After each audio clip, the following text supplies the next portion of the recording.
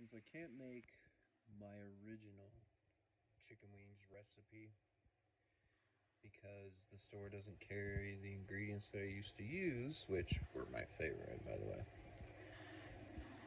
Recently, I have some, let's see, no, is that called truffle? There you go.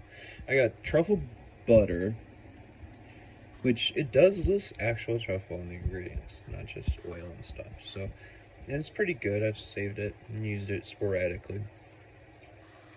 So I took some truffle, that truffle butter. What I did was I heat some olive oil, some pepper, and my blend of salt.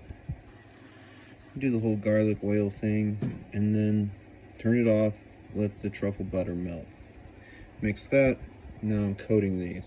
So I'm going for my own rendition of buffalo wings. These are gonna bake at around 425. So I'm guessing that's gonna get the butter to bake into the skin. We want to cook the outside with the butter. Now I got truffle hot sauce, which I mixed with the fancy barrel Louisiana hot sauce.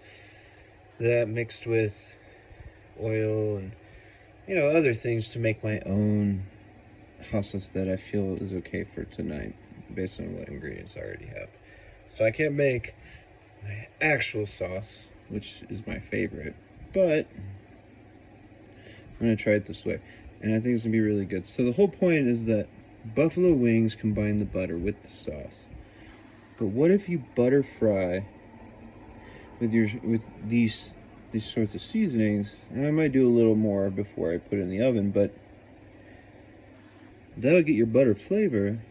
And then I'm going to use a slightly watered down hot sauce that I'm going to turn down the temperature to around 225, where it'll dry up the water, and I come back every 10-20 minutes. I'm going to look at it, of course, see how dry it is, and then brush on more hot sauce and keep cooking them and bring the meat up to temperature with the bones and have a full spectrum of flavor, which should taste like buffalo wings, but taken to a whole new level.